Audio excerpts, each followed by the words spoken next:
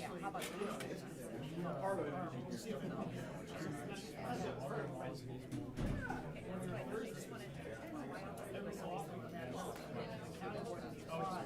Oh, so we were kind of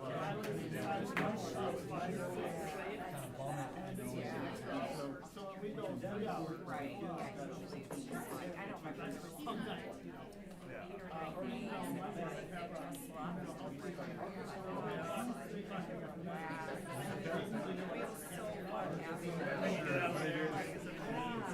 Everybody came back. Everybody came back in the second last year.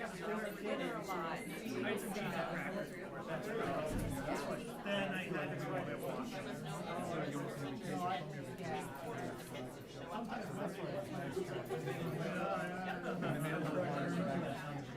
I really try to block everything.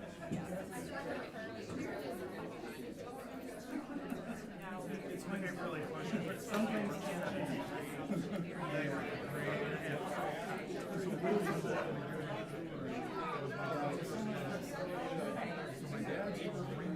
No, I mean, I'm like 19.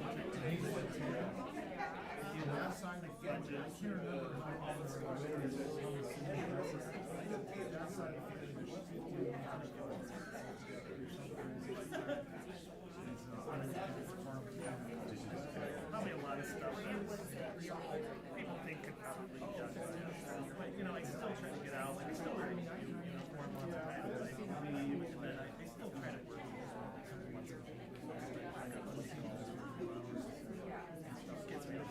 And also, I typically implementing things that are being used by the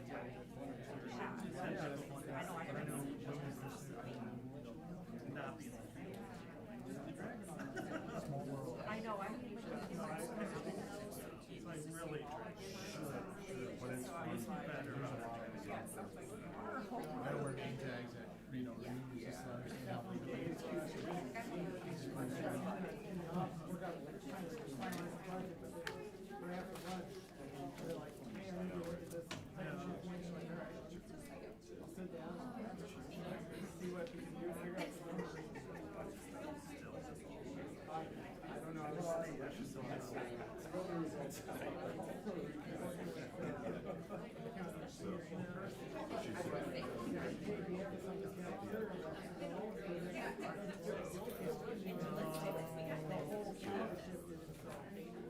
What you've been doing for years. Okay, let the record show the time is 6:02. We'll get started here with public hearings. We're going to open public hearing 1.01 for the conveyance of real property at 438 16th Street in Bettendorf. Mr. Pratt, Dr. Morris, has any written objections been filed by any resident, and has this been published in the newspaper? No objections have been filed, and yes, it was published in the newspaper. All right. Having received that, we'll leave this open for 1 minute.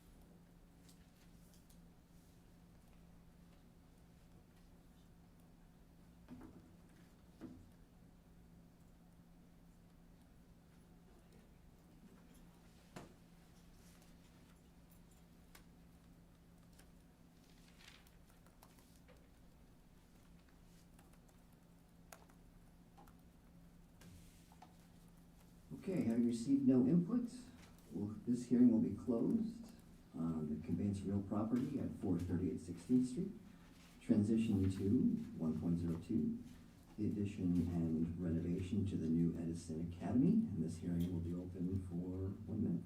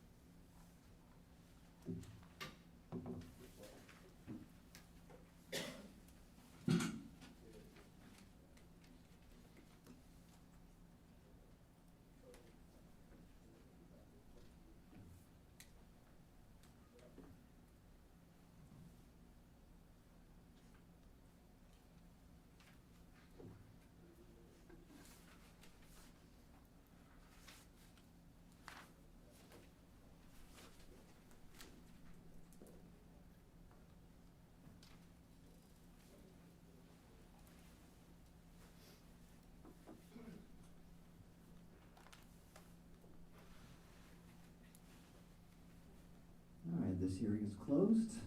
Transition to 1.03, the Bett North High School C-wing roof replacement. This hearing will open at 6:05 p.m.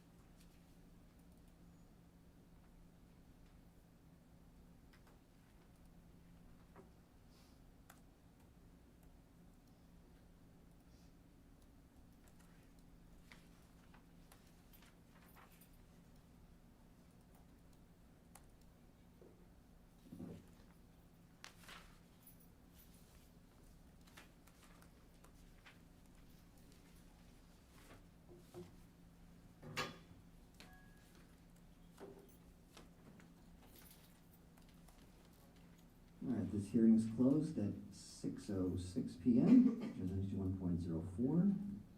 This hearing is open for the surveillance camera upgrade at 6:06 p.m.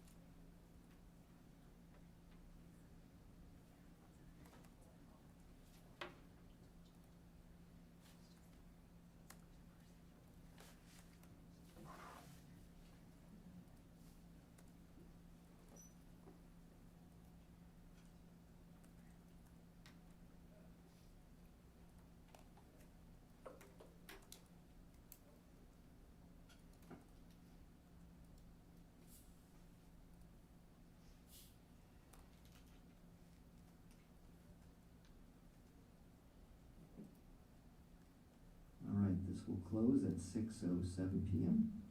And we'll transition to public hearing to comply with the Children's Internet Protocol Protection Act. This will open at 6:07 p.m.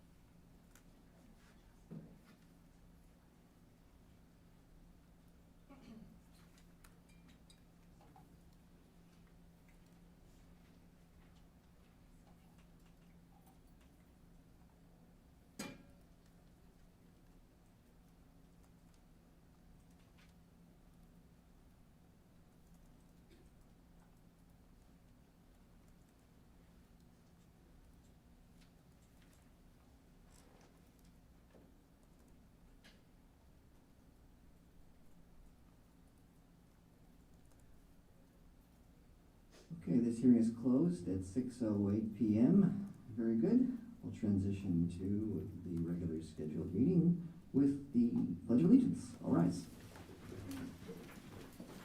Pledge allegiance to the flag of the United States of America and to the republic for which it stands, one nation, under God, indivisible, with liberty and justice for all.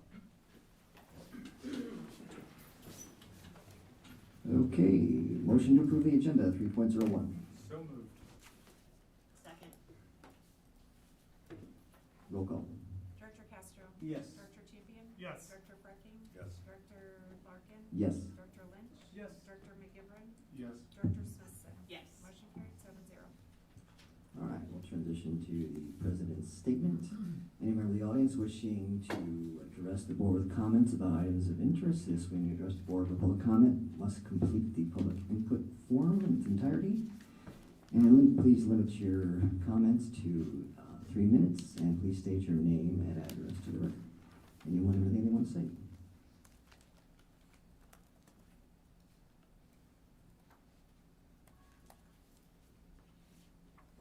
Okay, transition to 4.02, board shared communication. I will pass today. Pass, okay. Director Frankie. Can you hear me? Good. I along with a couple other board members, we visited some schools before the holidays. The first school we went to was Hoover. Me and Director, who did we go with? Director Larkin. Yeah, I was with you. We went to 3 of them in a row. Yeah, so Director Larkin. So first person we met was Jeannie Blackman. And she was in her pajamas. It was pajama day, so she was explaining to me quickly that she didn't sleep in. And there was a good theme there. And then we met Principal Corey Esbaum, and we were just up there to watch lunch. And the lunch was very organized. The children were very well behaved. They followed the rules. The lunch staff was amazing. They had 2 women up there that just are clicking, and it was really fun to watch. And everybody would help out when they got into that lunchroom, teachers, staff. Whoever. And it was very nice to talk to Corey. I went outside and had the opportunity. She was filling in for a para, and so we got a chance to talk out there. And very nice school, and it was an awesome experience to go up there. And the next day I went with Director Castro to Grant Wood, and we were met by Secretaries Michelle Lemoyne and Angie Nielsen. Angie kind of took the point while the principal was busy with some activities. And we went in and talked to Amanda Huss, the librarian, and kind of got to listen to some of the challenges that the librarians are going through now with everything. And then we finally got to meet Jill Bresnan, and she took us on a little tour of the school, and it was really neat. That's where all 3 of my kids went. They have a great culture up there. It's a well-oiled machine. And the neat thing with the principal is she knew every single kid that walked by. She knew their name, and she knew something about them. I mean, and so she's a hands-on principal, and she's very impressive. And it was good to see some of my kids' favorite teachers, Mrs. Porth, Mrs. Mosier, Mrs. Osborne, and of course the famous Drew Sass. And that was awesome. Then the following day, Wednesday before break, we went up to, with Director Larkin and Director Castro, we went to middle school, and we met with the secretaries, Jane Albert, Allison Powers, and Lisa Crosley, who do an amazing job up there. And then we ran into Tammy Shelf and Allison Holland, who are filling in for Mr. Hartley, who's out with the knee injury. And so they were doing great leadership things up there. We met Mr. Galbraith and Mr. Kitzman, the deans, who are 2 wonderful people to have in that building. They do an awesome job. And then probably the heart and soul of the building, the custodian, Dave Davis, who I worked with a lot last year when I was volunteering. He was right next to me. And if you want to know something about a school, you can ask him or the head of the maintenance, Brian Sandeman. They know what's going on up there, and it was pretty impressive. And it was really good to see all the kids who I volunteered with last year, and the teachers and the kids were having a great day. And it was right before Christmas. They were very well behaved, and it was a great time. It was good to get to see all 3 of these schools and how passionate all the principals are.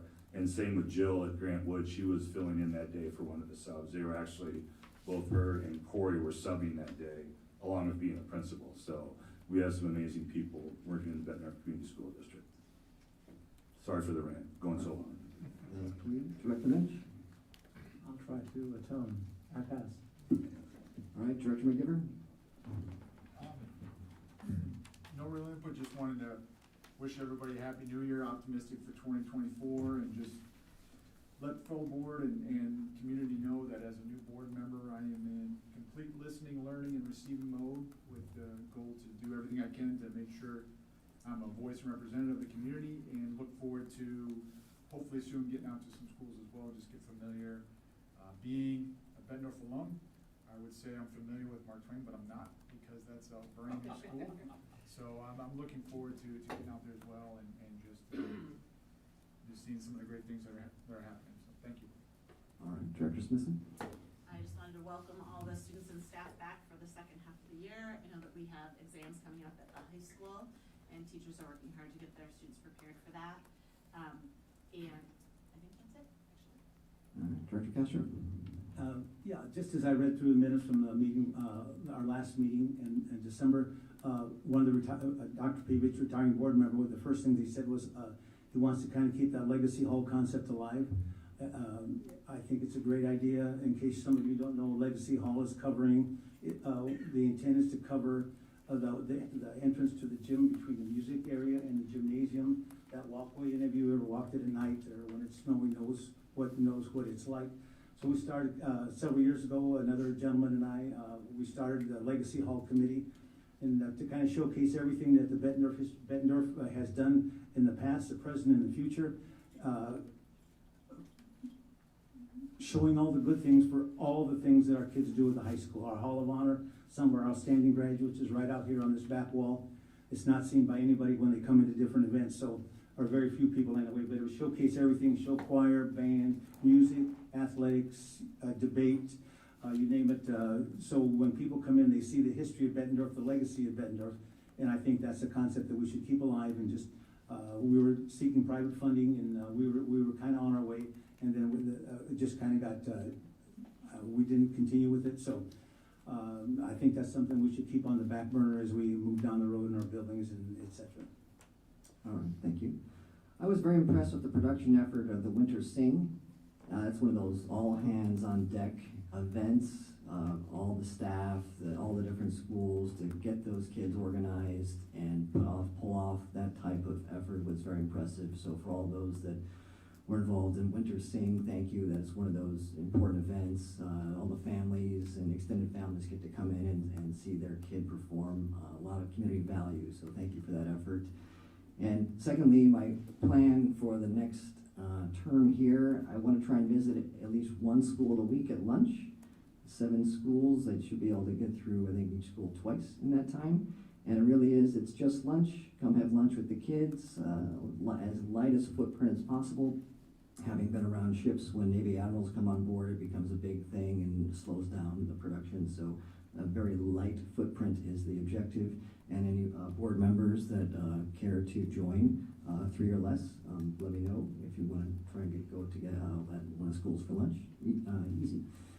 Okay, thank you for the summaries there. 4.03, the superintendent's report. So just want to say welcome back to all of our staff that were able to be away for the winter holidays, take some time off. We hope that everybody returned yesterday or today, depending on when they came back, rested, relaxed, rejuvenated, ready for the second part of our school year, but most importantly that they had time with family and friends just to reconnect and spend that important time. I want to thank our staff at both Bettendorf Middle School and Bettendorf High School for on the Wednesday going into break. They joined us, the administration and administration center staff, up at TBK and started to learn more about our reunification process and got to walk the different stations if we ever should have to do a reunification where we're evacuating multiple schools and having to reunify students with their families. And so we really appreciated the time they took to be up there that afternoon. Really want to thank all of our staff that led that work and helped make that possible, and all of our directors and our admin center staff. I see one of them in the audience, and if I mention her by name, she will kill me tomorrow, so she knows who I'm talking about. But without them being at the different stations, sharing the information about what that process would look like, how we would reunify parents with their students, wouldn't have been possible. So I also want to thank staff for the feedback that they gave. Just asking questions of how are we going to continue to let our families know what that process looks like. And so we are working to do some work with our Parent Executive Council and our School Improvement Advisory Council, potentially blend those 2 groups together, do some time out at TBK so they can, from a parent and community lens, learn about that process a little bit and give us some feedback about how we continue to communicate that out. And then looking to set up some time with our board so that we can walk you through what that process looks like so you understand it as well. So it'll probably be a night evening, and Kurt has offered to shuttle us up there in a district vehicle. And so that we have that time together to go out and tour the facility. But I will tell you the work that has been done by our team to really dig into our emergency operating procedures, from crisis response, violence prevention training to our reunification process is nothing short of outstanding. It is one of those things that you hope you only ever have to prepare for and never have to implement or enact. And so we just continue to make sure we've got the right protocols in place to keep students safe, but in the event that there's a gas leak or a natural disaster, we also have plans in place to safely reunify, to evacuate, but also reunify our students with their families. So thank you to those two teams at middle school and high school for sharing some time with us up there and going through the stations, asking questions, and helping us to think of things that we might have missed. So appreciate that. And that is it. Okay, thank you. BEA report.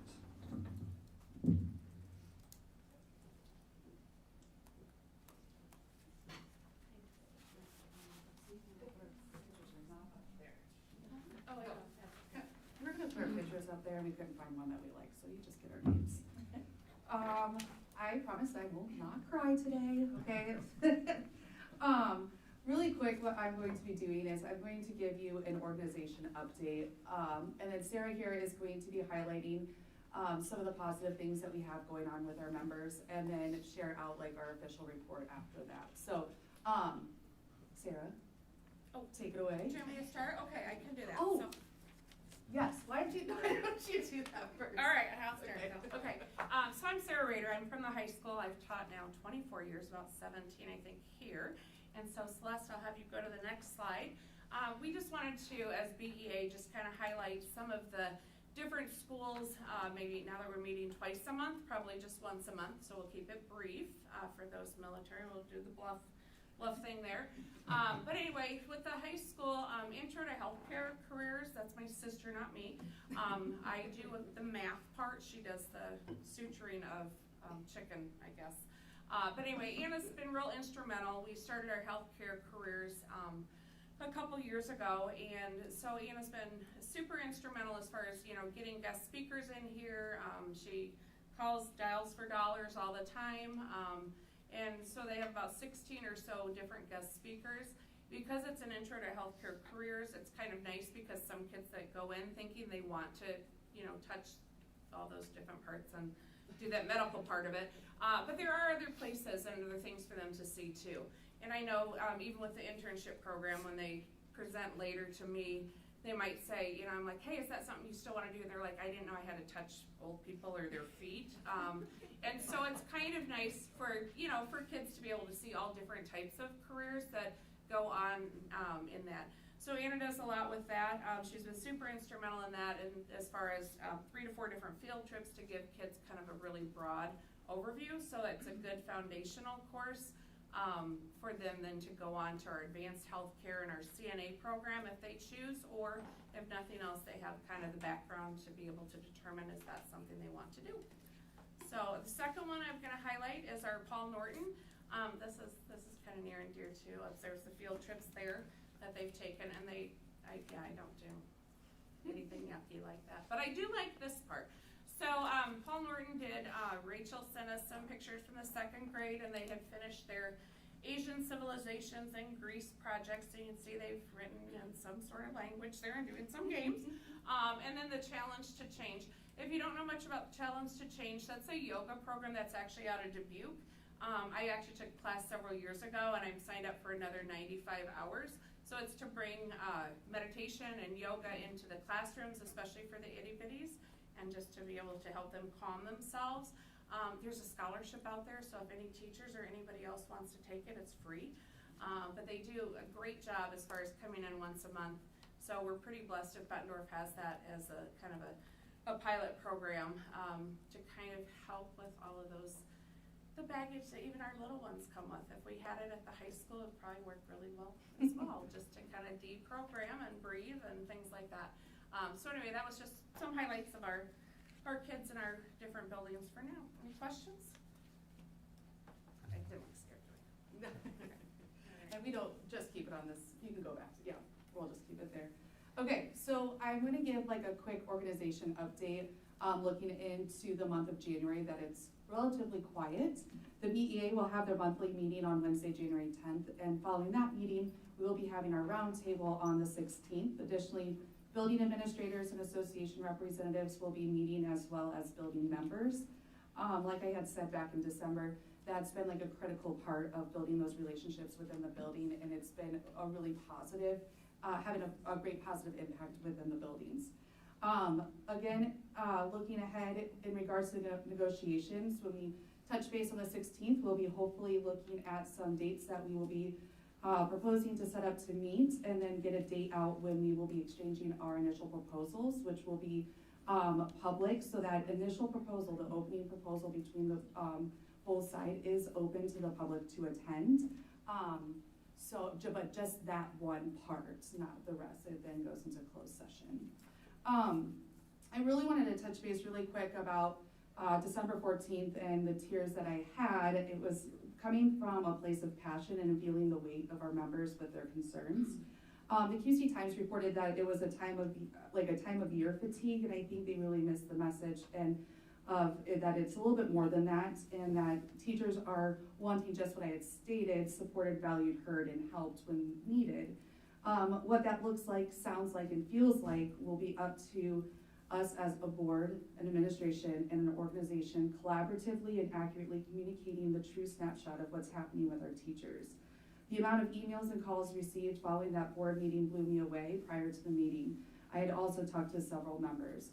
But what I heard, it was consistently, was just feeling of like gratitude, that just kind of portraying what's happening. And it's not all that it's negative. It's not all negative. There's great positive things going on, but the weight is a little bit more than just a seasonal fatigue. And so what other thing that came from that was amazing support from board members that had reached out, as well as Dr. Morse. We had a really great meeting following that board meeting, and I think we were able to come to a common ground, and we always had. It's just sometimes thoughts and feelings get lost in a shuffle. And so there's been some actionable items that have come forth from that, and it's, Dr. Morse and I having more frequent conversations, and then that we are just sharing out a little bit more and open to people coming to visit us, to reaching out and talking with us. I feel that with this unified support with all of our organizations, we can continue to move forward. So while this report is slightly heavy, please know that not everything in our organization is negative. We have so many great things. We have loving, supportive staff that show up each and every day. They're dedicated, and one thing that sets our teachers apart from any other teacher that you talk to is the dedication, the passion, and the loyalty they have to Bettendorf. And I don't want to ever have us lose sight of that, and make sure that they are reminded of that dedication, that passion, and that love. So I look forward to seeing everybody on the 17th and shining some more light on these amazing things that are happening with our building. Thanks. All right, thank you. 4.05, the BESA report.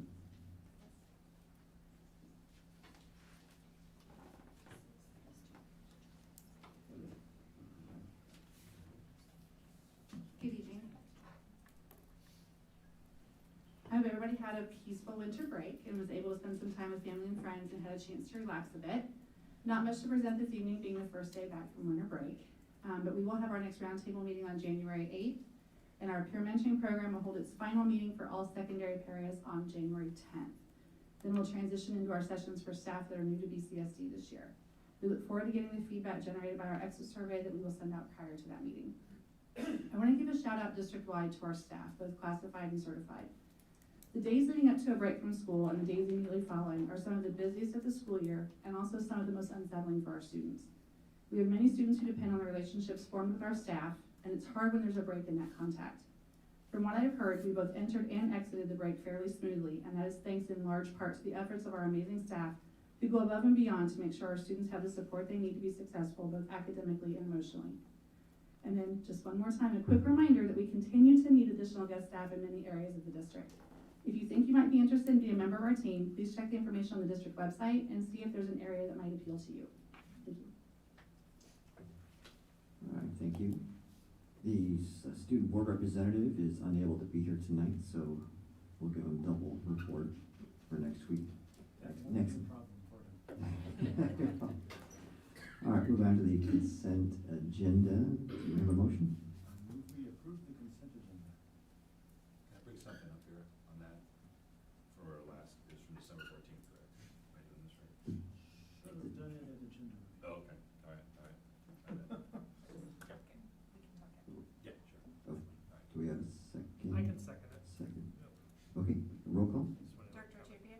Yes. Director Fracking? Yes. Director Larkin? Yes. Director Lynch? Yes. Director McGivern? Yes. Director Smithson? Yes. Director Castro? Yes. Motion carried 7-0. Okay. Now we'll go to 5.02, approve the bills recommended for payment. Do we have a motion?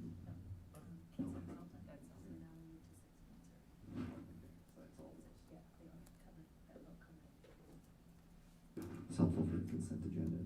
Yeah, that's the point. well, yeah.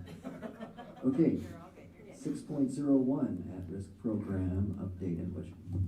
I move we approve the 2024-2025 at-risk program as presented and the 2024-2025 maximum MSA of $1,272,545 exactly to support this program. All right, Second. okay, roll call? Not yet. Nope. We'll get there. Action, Now there's information. discussion. All right, and now we'll do discussion. So tonight, our Director of Student Services, Karen Allison, will be giving you kind of an update on our at-risk program and all of the work that has been done over this last year. It's an annual presentation that aligns with, per statute, we have to approve the program budget and the maximum spending authority amount prior to January 15th. This is another one of those you did at the last board meeting that is out of line with kind of the formal budgeting process.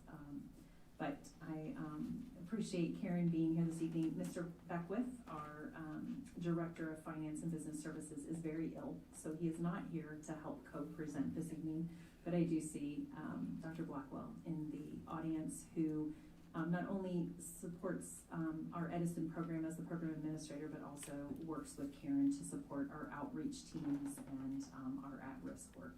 I don't see anyone else from your outreach team here, right? I'm not missing anybody. Okay, so they're here tonight. Karen, thank you. Well, thank you so much for having me up here. This is the second year in my current position. Before this, I was at Hoover Elementary School, and it's just an honor to be in this position and to be in front of you and sharing with you all the great things happening in our district, especially around our at-risk programming and the supports that we provide all students across the district. We will be going over just the district demographics, definitions that are from the state of Iowa around potential dropouts and at-risk students, what those at-risk factors are, those data points and tools that we have to determine if a student is at risk, and how do we mitigate the potential for dropping out, right? That's what the supplementary funding is, to provide those supports and services students will need to ensure that they are successful in our K-12 system. There's an example intervention matrix to share with you some of those interventions and supports that we use the money for. And then you've already approved it, but there is a request for a modified supplemental amount for the programming that I'll be sharing. So our district demographic data, this comes from the student reporting in Iowa from our fall data. That was in October. And as you can see, that first column to my left, the enrollment is the served fall SRI data. Those are the students in our district. And it starts off with the district level, going down through secondary and then elementary. what you don't see in this data, there are our resident preschool students as far as students in our district at our 3 preschool programs that we serve, but the numbers do not reflect our private preschool students that attend the private preschools. This information comes from outreach, helped with this information, technology, and our nutrition department. The middle column is the free and reduced lunch percentages, and then our minority students, and those are collapsed minority, non-white student percentages. And then the last column over to my right is the homeless as of right before winter break. Karen, can I ask a question? You bet. Is that free and reduced number, the ones who have applied for, help with, fees, or is that based on something else? My understanding is that those are the numbers of people that have applied, or families that have applied for free and reduced support for lunch. Because there's oftentimes families who don't necessarily apply, correct? Correct. That is correct. I just So these are the wanted ones to that have clarify applied. That's the number that have applied. It is the ones that have applied and been approved that come through our state certification list when they send us those certification lists. They sometimes don't send them at the cadence they should, but that would be, yes, the ones that have actually applied. In working with the teams, we do estimate that there are probably families that would qualify for either free and or reduced, that have not completed that paperwork. But I will tell you, the teams at the school sites, especially our building secretaries, do a lot of work as they're looking at balances, to reach out to families and say, do you know about this program? How can I help you access the paperwork and complete it? So they don't know if that family ever qualifies, but they can say to a family, we're not sure you know about that program. Can we help you to see if you might qualify? Thank you, Dr. So the next couple slides are the actual definitions from the state of Iowa. The first one is the returning dropouts. Those are 7th through 12th graders. And those are specifically students that have dropped out of school and have then come back to school to finish their education. The second one is potential dropouts. Those are 4th through 12th graders. And those are students that demonstrate that they have not adjusted to school well, as addressed by their high rate of absenteeism, their limited connection to the school, not being a part of extracurricular activities, poor grades, maybe failing subjects at the different levels, or they have been retained, or low academic achievement scores that reflect them being behind as much as 2 years or more. And then the at-risk definition are those students, and this is K-12 identified, who need additional support and who are not meeting or expected to meet the established goals of the education program.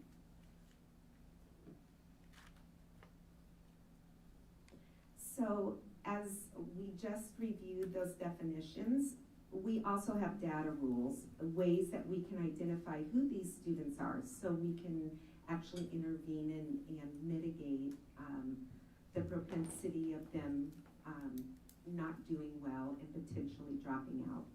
One of those ways is through chronic absenteeism, and using Infinite Campus to look at those students that are chronically absent, and how do we get them to come back to school and stay in school, and creating an environment where they are continuing to come and get the education that has been planned and prepared for them by our teachers. And another one would be their academic achievement. At the high school, are they credit deficient? And if they're credit deficient, how do we give them opportunities to earn those credits in order to graduate? Or at the middle school, are they failing 1, 2 or more classes? And so those are additional data pools that we use to identify who those students are that are at risk for potentially dropping out. at the elementary, kindergarten through 8th grade middle school, persistently at risk or PAR is on the FAST Bridge assessment. So that's our early reading and our A reading assessments that we provide students 3 times a year.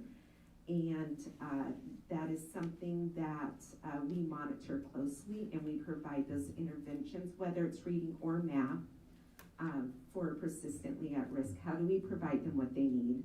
By seeing what are the gaps and where do we need to begin to build what they need in order to be successful both in reading and math. Another area is in the area of behavior. We identified those students that have been suspended for more than 3 days. They have more than 3 office referrals, or they have been found to be engaged in bullying and harassment behavior, informal bullying and harassment behavior. Would students who are subject to the bullying and harassment also be identified as at risk? That is a great question.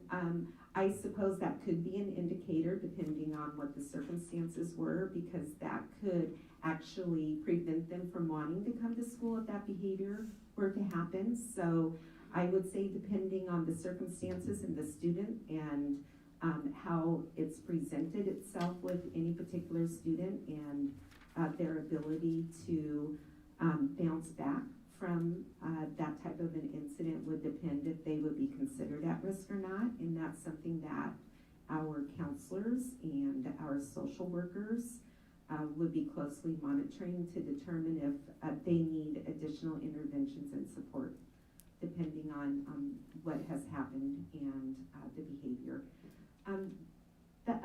The last one are life factor domains.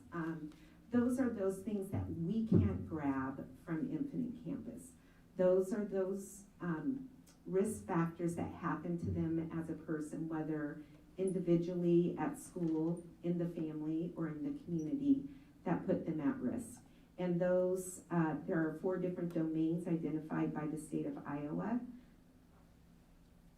And some of the risk factors include whether a student has been involved in a recent crisis, whether it was a divorce, a death, or a significant illness, has been homeless or is an unaccompanied youth, has a lack of health care, has language or cultural barriers. There's many, many more, and a couple weeks ago in the Friday Facts, I believe I put a link in there that you are able to look at all the different factors that can come into play for the life factors from the 4 domains.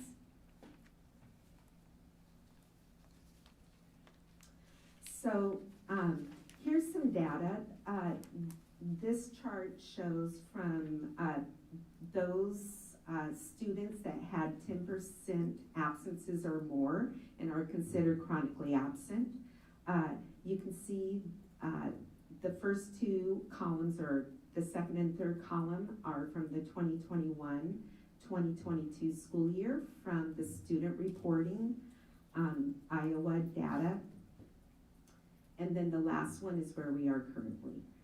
So it starts at the district, goes into secondary, and then down through the elementary schools. But what you notice is from December 18th of this year, this is not a full academic year. That won't be until the end of May that we have our final reporting period with the state, but we're at 21% thus far this year. And so knowing this is where we're at from all the schools, what interventions and things are we putting in place to mitigate that absenteeism continuing to rise?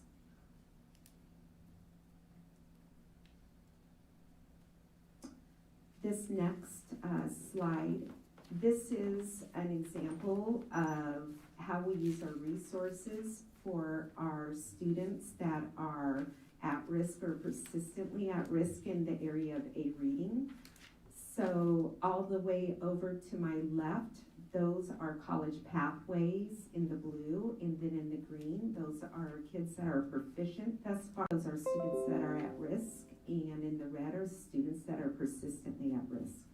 And what buildings will do is they will look at those students and their data. They will take these assessments again here in the next couple weeks. Is they'll see who's at risk and persistently at risk, and what are those interventions that they need. And they will increase the intensity in the group and decrease the group size to support the students, to move them from that persistently at risk to the proficient and over to college pathway throughout the year.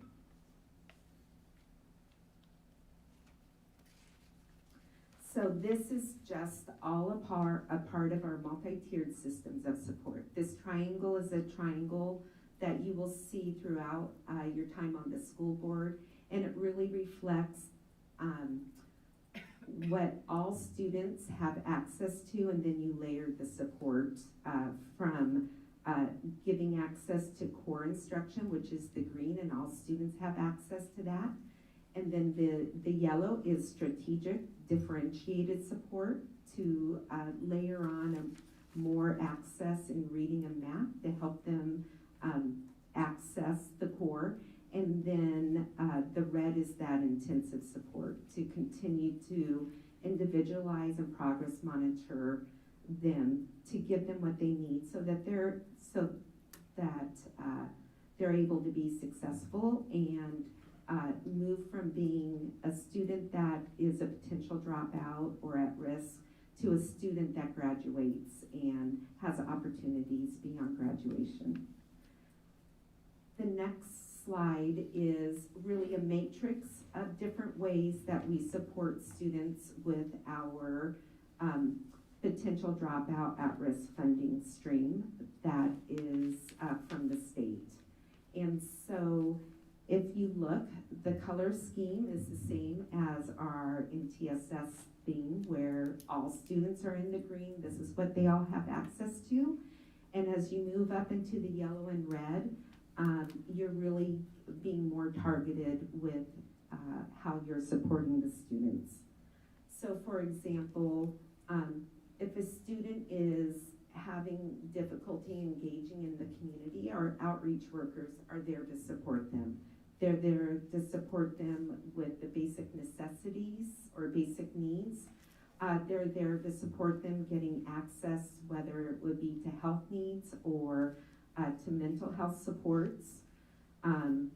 And then if you think about our high school students, we have an alternative high school through Edison Academy. Dr. Blackwell is right behind me. He is the administrator there.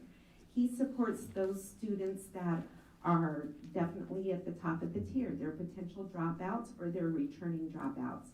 And they provide a support and service that reduces the class size, provides extensive differentiation, and really the supports they need through the counselor and the social worker in that building.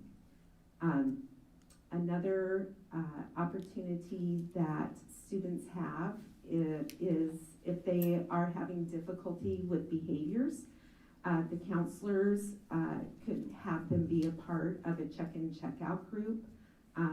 Maybe they need more specific support, and they would see at the middle school or the high school, they would be able to see the social worker to provide more specific targeted support, or the school-based therapist that would be at the school at that time.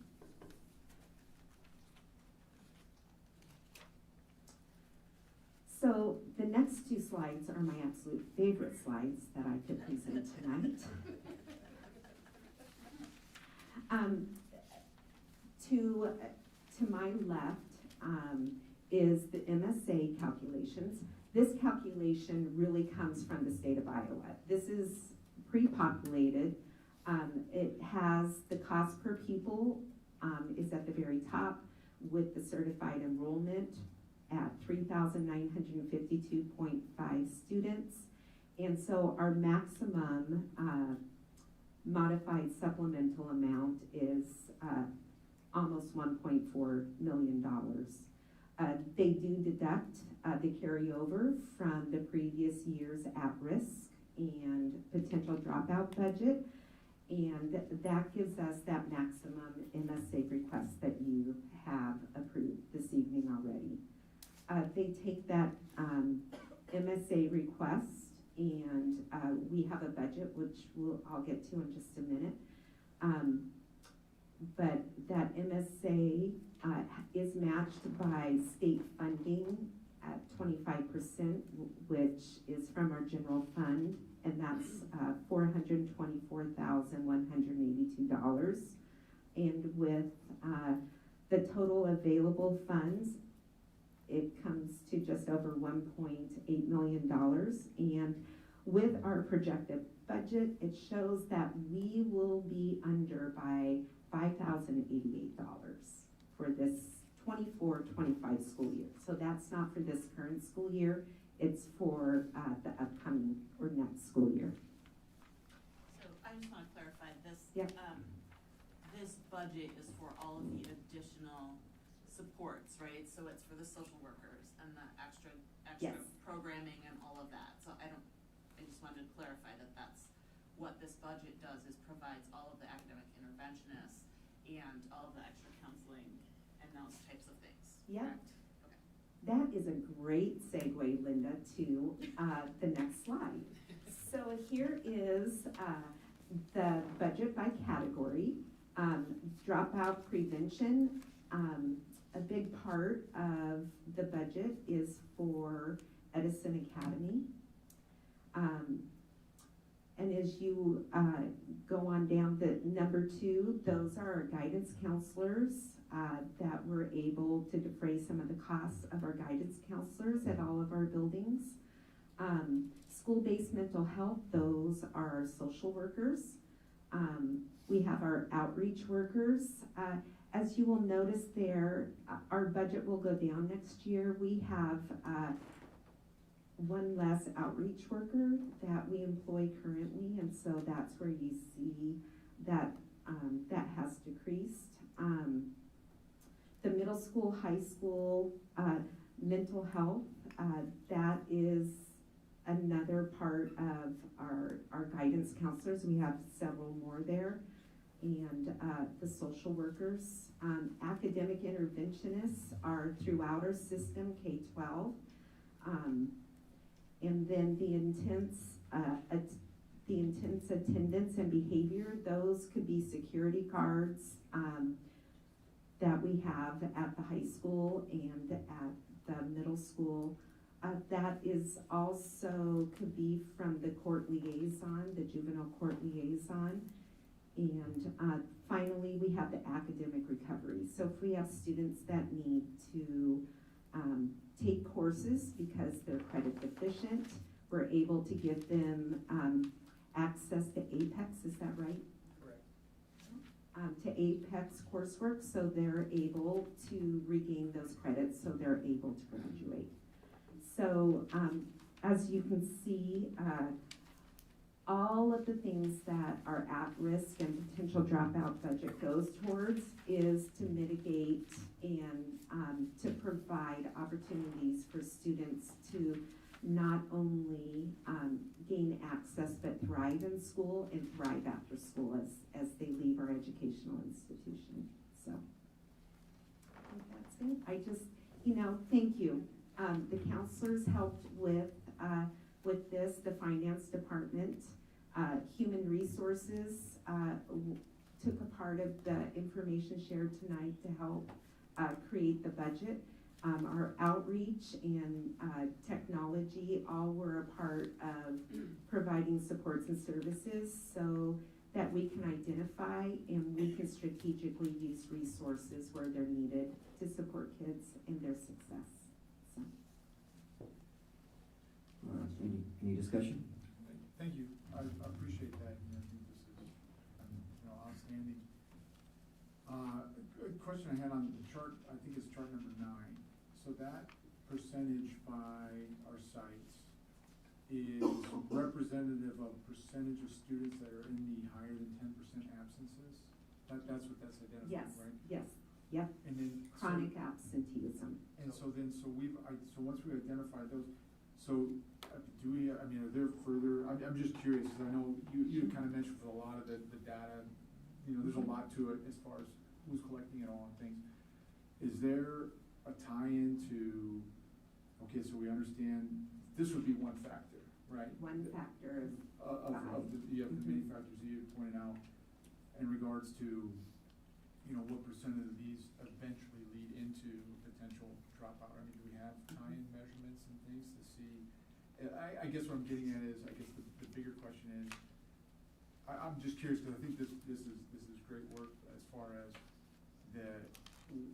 all of our intervention, the steps, you know, are we measuring our success to that as far as, you know, here's where potential risk factors are, how are we doing on, you know, are we moving the needle, or are the things we're doing working, you know, things like this?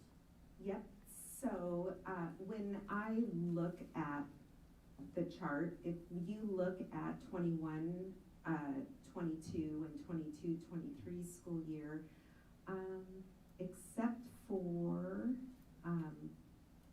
some of the elementary schools, you can see that chronic absenteeism is going down. That really is our hope.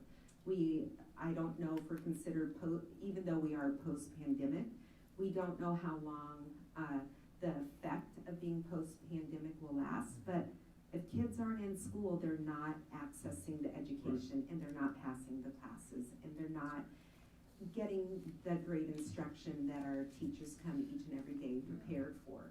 And as they fall further behind, it's harder for them to come into the building to be a part of the educational day. And trying to intervene and to stop that from continuing to happen is really important. Now, some of that could be you have families that strategically take their students and they go on vacations and so forth, and it could tip them into the chronic absenteeism if they were also sick during a period of time also. So there's lots of factors even within that that could play into this piece of data. So Director McGivern, Karen brings up a really good point. In the state of Iowa, whether you're excused or unexcused, it all counts the same towards chronic absenteeism. So if I have a student that has just had a slew of health issues or had the flu a couple times, they could have had maybe 95% attendance the year before, but it was an unusually sick year and they could be deemed chronically absent. So that's in other states, sometimes they disaggregate excused versus unexcused, and to be marked chronically absent or to be identified chronically absent, it's unexcused absences. So here in Iowa, the code, how they track it at the state is it doesn't matter whether it's an excused or unexcused absence, which is hard because, you know, when you have a student who's out with the flu for 5 days, that could quickly, it doesn't take much. Essentially it's, and it's where you pull that data, so it's 10% at that given time. So if we've only been in school 30 days, if they've missed 3 or more days of school, they're considered chronically absent, right? And so that makes it challenging. In terms of, in addition to what Karen said about the tie-in with chronic absenteeism, that is just one data rule that we're using to identify our at-risk students. And what she undersold, her and our Director of Technology, Erin Pesca, and our counselors, who have done really the heart of the work, is really drilling in and identifying what are those consistent data rules that we're gonna start using moving forward on how we pull this data each year. So how does academic achievement, attendance, behavior, life factors, and we're still playing around with the mathematical part of it. I looked at Erin as she's smiling back there. We even had some conversation today. So we make sure that one thing doesn't outweigh another because all of those are important factors. But where you'll see this and the outcome is in a couple different places. So as we've, over the last year and a half, and will continue to do so, kind of reset our structures for multi-tiered systems of support and our student success teams, they're drilling in to these students who have been identified as at-risk or potential dropouts, and they're looking at if it's academic areas that they're really struggling with attendance, what does that look like for that student, and that student success team is drilling into that student's data, developing a plan for intervention and trying to customize it based on each student's needs. So that ultimate outcome is you see that student performing better. So whatever areas put them at risk, we want to see a positive trajectory. I know at the secondary level, through the blessing of the ESSER funds, where we've been able to have an additional administrator, some of the focus at both of those school sites over the last year to 2 years has been on the absenteeism issue. And I'll look at Mrs. Kleppe, she's in the room, and Mrs. Shelf is in the room as well, if I misspeak. But I know they've had a really targeted focus on drilling into those students that are chronically absent and trying to identify what's the barrier to getting to school and how can we help support those families get them to school on a more consistent basis. Because as Mrs. Allison said earlier, if you're not at school, you can't learn. And there is a correlation between absenteeism and academic performance.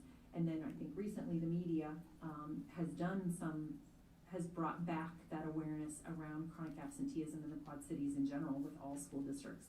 And I sit on a United Way board, and we have a subgroup with superintendents, and that is definitely something I think pre-pandemic there was an initiative around the Quad Cities Strive for 5 or less days. I think that was the motto. I was not here, I wasn't back in the Quad Cities yet. You're correct. Yep. And so we have been having some conversations around how do we support, because it's not just exclusive to exclusive to Bettendorf or exclusive to Moline Public Schools or Rock Island or PV, but we're all seeing these double-digit rates of chronic absenteeism. And some of it is just, bless you. Sorry. You're fine. And so what is causing those to come in? So hopefully between our two responses that answered the question you asked, but our students' success teams have that data at that granular level around students, and are they making progress who have been identified. And there's very structured agendas and formats that our teams are using, so we have consistency across the buildings as well. Alignment, as Director Castro. Yep. And another part of that alignment is just even the academic interventionists, they are supported through curriculum and assessment and through Rhonda's work too, so it's all very tightly woven. We're not working in silos, but we're working together to support all students and to identify all students using data rules to make sure that they're getting the access that they deserve. So, Thank you. yeah, you're welcome. So I'm just sure I'm reading this correctly. So 25% of the high school is considered chronically absent. As of As the so far. pool on December 18th. And then last year, we finished 32% of the high school was chronically absent. Mm-hmm. Okay. That is correct. Okay. Then can you go forward to the 3 slides? That one there. Yes. So in the middle, under data monitoring, on the red, it says truancy. Is local law enforcement brought in at all to at least advise, especially the high school students, of some risk of what they're doing? It could even be elementary students. Okay. Yes, we can ticket them. Our SRO officers are a part of that, and they can actually appear before a judge. Parents can be fined, or they can have more strenuous things happen, but truancy is a part of it. Okay. And you hit that when parents also, they're not making their children go to school. Like we need parents to understand how important it is to support their kids in getting to school on time. And that means getting to bed, being well fed, accessing our breakfasts and lunches at school. But there's a big parental component to this that is really, really important. Well, I see it in every newsletter that comes out. The principal is emphasizing, get your kid here on time, please, pretty please. Oh, pretty Yes. please. Yeah. How would you like to be that kiddo walking in late? You walk into a classroom that's already learning. You don't know what they're learning. You're trying to navigate how you're feeling inside and what's being taught and the materials you need. It is just a very, very unfortunate happening if it happens day after day or even once or twice a week, so. All right, thank you for the presentation. Anything else? Thank you. All right, let's tee up a roll call. Director Frecky. Yes. Director Larkin. Yes. Director Lynch. Yes. Director McGivern. Yes. Director Smithson. Yes. Director Castro. Yes. Director Champion. Yes. Motion carried 7-0. All right, 6.02, do I have a motion? I move we approve the resolution for a conveyance of real property at 438 16th Street, Bettendorf, Iowa, 52722, to 1525 Brown Street LLC. Any second? I will second it. Okay. Do we need to read the resolution? You're in charge of that, Richard. Whereas pursuant to notice published as required by law, the Board of Directors of the Bettendorf Community School District on the 3rd day of January 2024, that's today, held a hearing on the proposal to convey an interest in real property and the extent of objections received from residents or property owners as to said proposed transaction has been fully considered, and accordingly, the following action is now considered to be in the best interests of the district and residents thereof. Now therefore be it resolved by the Board of Directors of the Bettendorf Community School District, 1, that the real property described herein shall be conveyed by the district to 1525 Brown Street LLC for $600,000 and other good and valuable consideration. Conveyance by the district shall be by deed without warranty. 2, the board president and secretary are authorized to sign all conveyance documents for the real property described herein. 3, the board president, secretary, superintendent, and administrative officers of the district are authorized to take all actions necessary to complete the above described transaction, including execution of ancillary documents. 4, the real property is locally known as 438 16th Street, Bettendorf, Iowa 52722, and is legally described as follows. Lots 1, 2, and 3 in Block 4 in the town now city of Bettendorf, Scott County, Iowa. Okay, we'll pause for any discussion. So this is our current Edison building that we discussed last time, that we have an individual who has agreed to purchase the property. Just for curiosity, do we know when it was purchased by the district? How many years they've had it? That was a great question. I'll look to Mr. Pratt. I mean, has it always been there, as long as you remember? It used to be a post office. Okay. Post office, sorry. Which shows.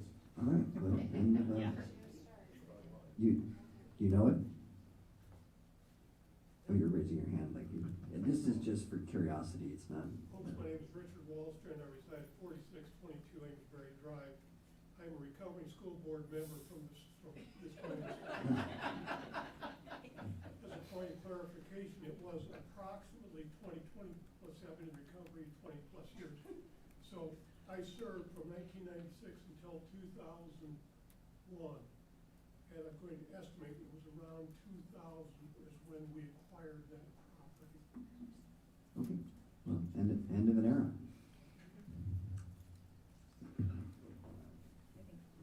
Yes, sir. Any other Correct. questions related to And- that? I'm only here if you have questions. I don't think anyone has any questions, we're ready Thank you for. for staff for all their work on this the last 6 months to a year. So, You're welcome. I'll leave it at that. It's been a labor of love. Yes, And we've done well Yes. for our public in our district. transitioning public property is a Herculean effort. Okay, roll call. Director Larkin. Yes. Director Lynch. Yes. Director McGivern. Yes. Director Smithson. Yes. Director Castro. Yes. Director Champion. Yes. Director Frecky. Yes. Motion carried 7-0.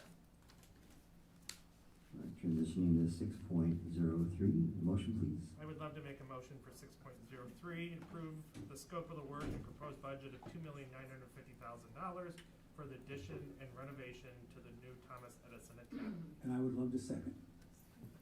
Okay, discussion? Two of them. So Kurt's up here to walk you through what this is gonna look like. We are excited to be here at this juncture. As I was somewhat joking a few minutes ago that this was a labor of love, but I know, as I entered the district, this was the board's desire, and even former board members, I saw one of them in our audience tonight, I think they just disappeared, really wanting to find a new home for our students in the Edison program. And we had explored other options, and they didn't work out, and then this property just came to be.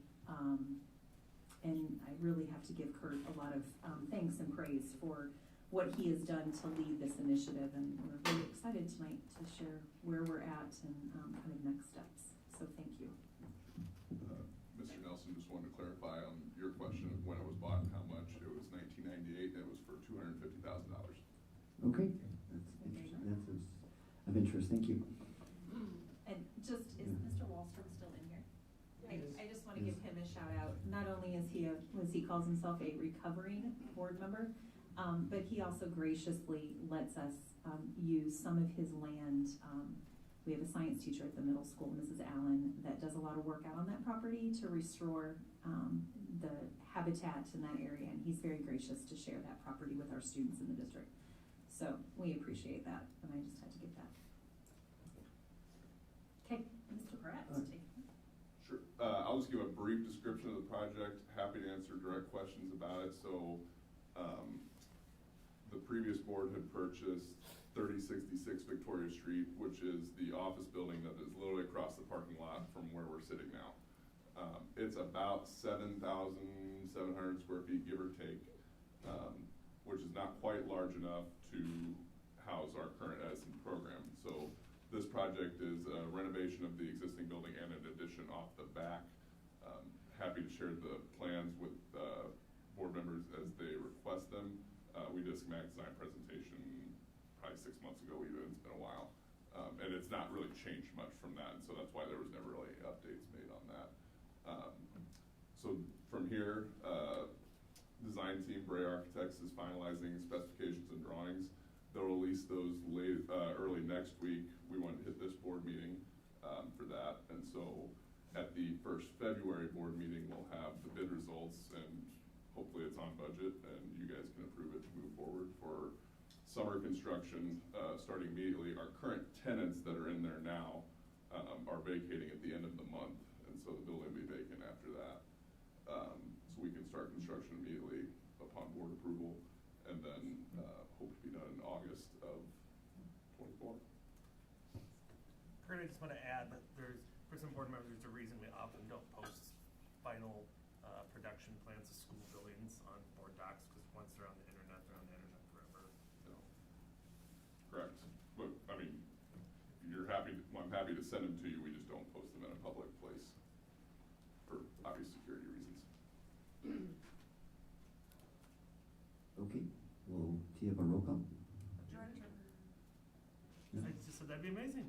Okay. Director McGivern. Yes. Director Smithson. Yes. Director Castro. Yes. Director Champion. Yes. Director Frecking. Yes. Director Larkin. Yes. Director Lynch. Yes. Motion carried 7-0. All right, 6.04, do we have a motion? I move we approve the scope of work and proposed budget of $730,000 for the VHS C-wing roof replacement project. I can second that. Okay, discussion, and any of the new board members want to take a motion, feel free. It's true. All right, discussion. Anybody have any specific questions? Otherwise, C-wing is the social studies hallway for those of you who are more familiar with the building. So it's literally this roof that is just over yonder here that has a little grassy knoll that looks up that way. There are a lot of roofs at the high school. I will probably come to you with a roof project every year for this building, just to kind of keep up on cycle. And we did one last year, do another one this year, and again, probably do one next year. So. I agree, and phase replacement's very important, building this age, you have to stay on top of it. Once water gets in, it really becomes more challenging. Okay, any more discussion on this? Then we'll do a roll call. Director Smithson. Yes. Director Castro. Yes. Director Champion. Yes. Director Franklin? Yes. Director Larkin? Yes. Director Lynch? Yes. Director McGivern? Yes. Motion carried 7-0. Okay. Approval of surveillance camera upgrade. Director, I'll make a motion to, good. I'll make a Yeah. motion to approve the scope and work of proposed budget of $250,350 for the BCSD surveillance camera upgrade. All right. I'll second. Yes, looking good. All right, any discussion on surveillance cameras? Kurt, my only question is, this 250,000, I assume this includes physical cameras and probably licenses? Correct. And are these one-time licenses or are they reoccurring? They're one time. Okay. So part of this is also moving to our new video management server, which you guys had approved as our PEPAL presentation at the last board meeting. Otherwise, the bulk of the 250,000, probably close to 180, give or take, is actual cameras in buildings that's paid for through the governor's school safety fund. So it's new cameras, it's additional cameras at every building except the high school. Middle school, I know is gonna get 10, I think, and then all the elementaries will have interior cameras, which some do, some don't right now, and so we'll kind of try to put everybody equitable on that line. So a good chunk of this is actually being reimbursed, but it's physical camera installations. Correct. Okay, thank you.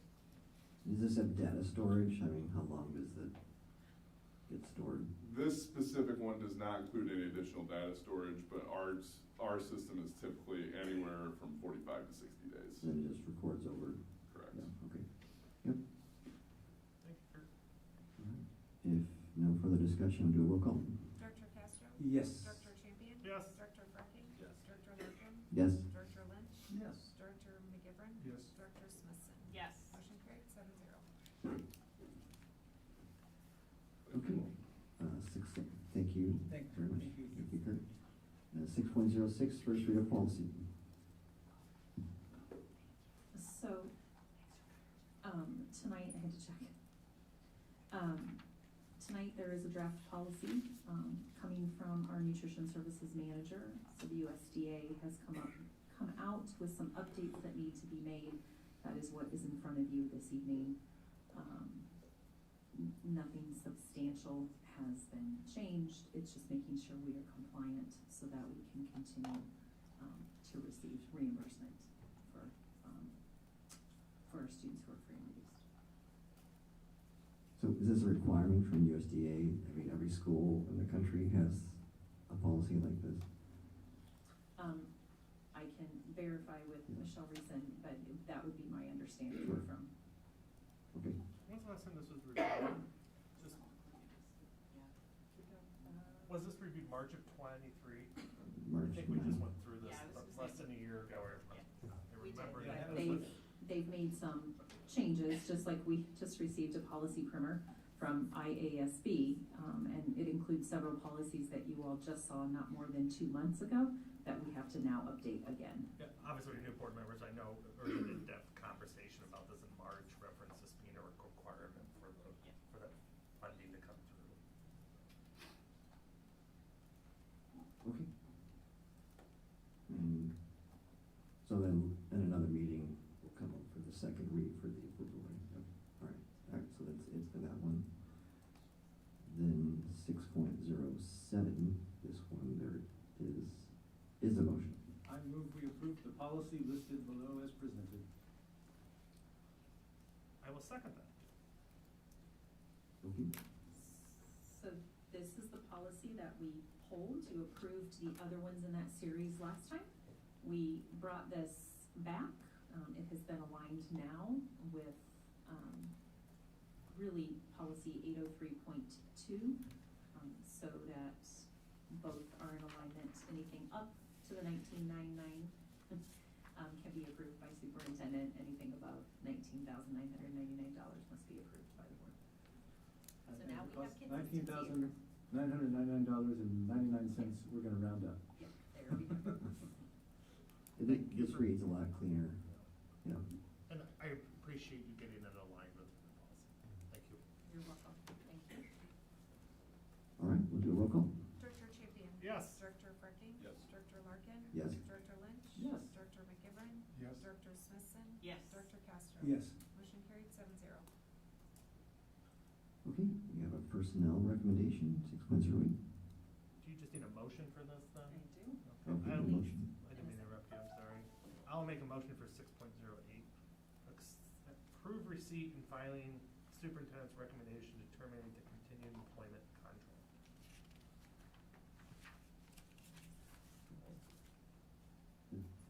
Any second? Oh, second, sorry. Second, okay. Is this where we go into closed session or? No. No. So tonight is strictly procedural. Did not make this process up. Our Iowa Code, section 279.27, clearly outlines the process for what needs to be done for an employee who falls under Iowa Code Chapter 279. So all you're doing this evening is accepting the filing of the recommendation to terminate. There is no discussion tonight. It continues to be a confidential personnel matter, where you will be able to have discussion and hear the information related to this matter is at the private hearing that the employee has requested. We are still working to finalize a date for that, and as soon as we have that date, our board secretary and Mrs. Schoolroot will make sure that all individuals involved have that date and time and location for that. So you,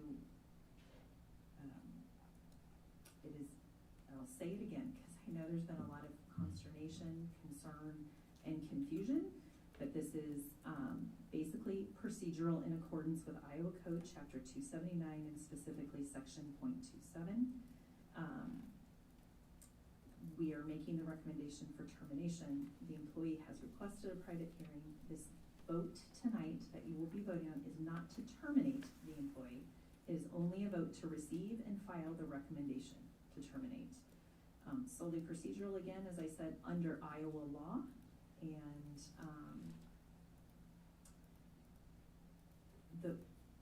after tonight's vote, if you vote to accept and file the recommendation, then we will be able to proceed to the hearing. If there is not a vote to accept and file the recommendation, there will be no hearing. And then after the private hearing, that is when the board will be asked to act on the recommendation of whether to terminate or not terminate. So tonight is purely procedural that our state statute has put into place that we have to follow. Okay, any questions on what we're gonna be voting on? So, Yes. just to clarify, so if I'm understanding this correctly, the procedure. Oh, I'm Yeah, sorry. it's sorry, they're really sensitive, like. Yeah, no, get no close to problem. So the procedure then is, the vote today is to accept the recommendation, file it, and then you can, based on that, proceed to this private hearing where we can get and ascertain more information. And then based on all of that, then we make a decision, or we do roll call on whether we continue forward with the termination or not. Right? That is accurate. That is accurate. Okay, roll call. Director Frecking? Yes. Director Larkin? Yes. Director Lynch? Yes. Director McGivern? Yes. Director Smithson? Yes. Director Castro? Yes. Director Champion? Yes. Motion carried 7-0. All right. Future events?